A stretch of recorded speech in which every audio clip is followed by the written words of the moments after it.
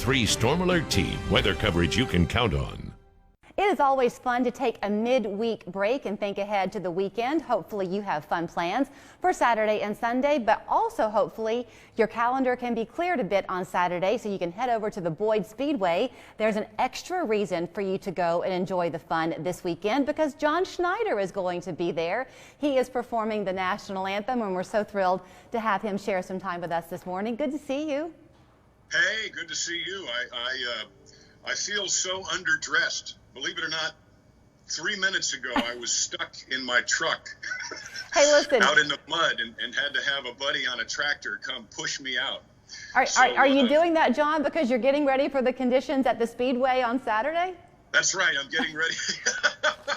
No, I had no intention of getting stuck in the truck this morning. But yeah, it's I tell you what, we don't have the Georgia red clay here. You know, and as I recall, back in the good old Dukes of Hazzard days, the early days when we first started filming there in Conyers and Covington and Social Circle, there's nothing slipperier than wet Georgia clay. It's something to behold. We could talk for the whole hour, John. I'm an Atlanta girl myself, and was joking with a previous guest of ours. We're about the same age, and saying that was on Friday nights. We ditched hide and go seek to make sure everybody was in to catch the Dukes of Hazzard. They called it appointment television. That's back right. then. And right. Folks of the video recorder, or pardon me, what do they call it? DVR. It's not a video recorder, any digital recorder. Anyway, the notion in 1979 that you could watch anything you wanted whenever you wanted to watch it just didn't exist. Nope. So. Nope. If you were a young person and you went to school on Monday and you had not seen Dukes of Hazzard and couldn't talk about what happened on Friday night, you were shunned. You were. That's right.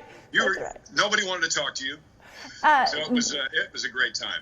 I'm going to segue a little bit because you're right. Here people live now in this age where you can do anything you want to kind of when the thought hits. You can watch whatever you want to on TV. You can go back in time, right. The whole shebang.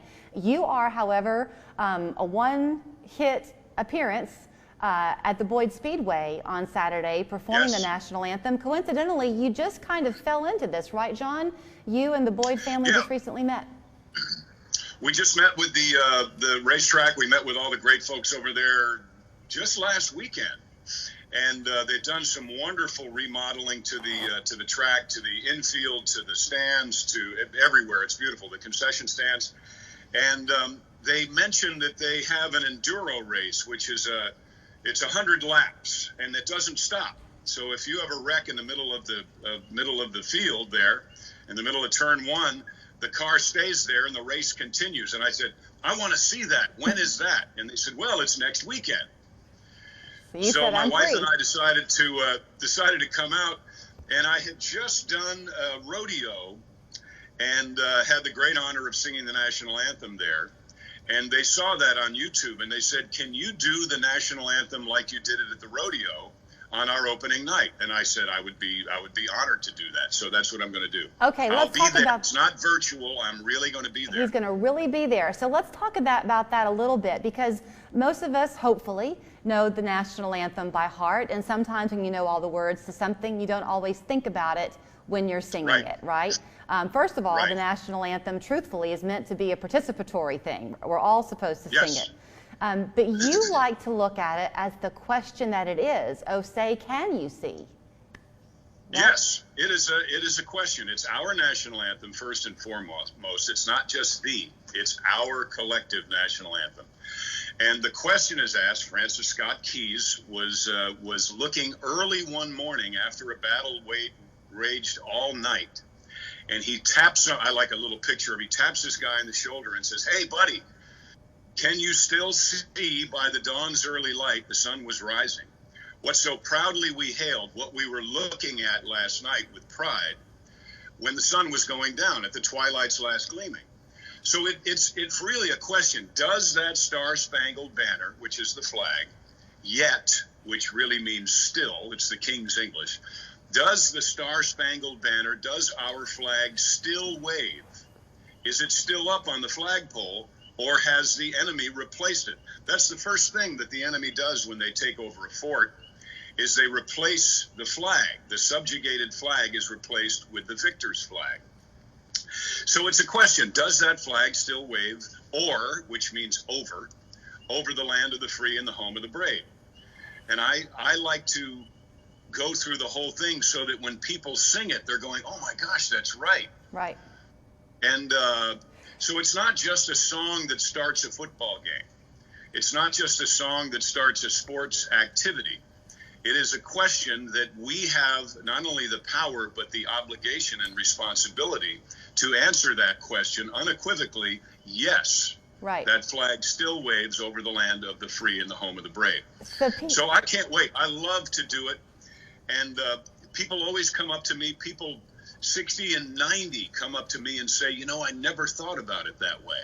So and I'll never think about it the same way again. So people might be interested because the interpretation that you would bring to this, obviously the actor in you very much is showing forth as you talk about that. I shared with you, though, that there was an unbelievable tie-in that you don't mind me mentioning. Can I take a second and talk about it? No, I think it's great. Okay, so if you've been in Chattanooga for any length of time, you know the name Jed Mescon. He happens to be probably my very best friend in town. He and I were talking just yesterday about our interview today with John. And Jed shared with me, he and I are from Atlanta. John, you grew up outside of Atlanta, right? Yes, I went to North Springs High School. So Jed shared with me, okay, if you want to mention it, Jed was involved in theater. He was the Artful Dodger in Oliver at a repertory theater there in Atlanta. And he said he had a bit of a bad attitude. And he was replaced in the cast by the one and only John Schneider. You were the Artful Dodger. I guess I had a good attitude, I guess. Yeah, I think that was Martha Edens Burgess.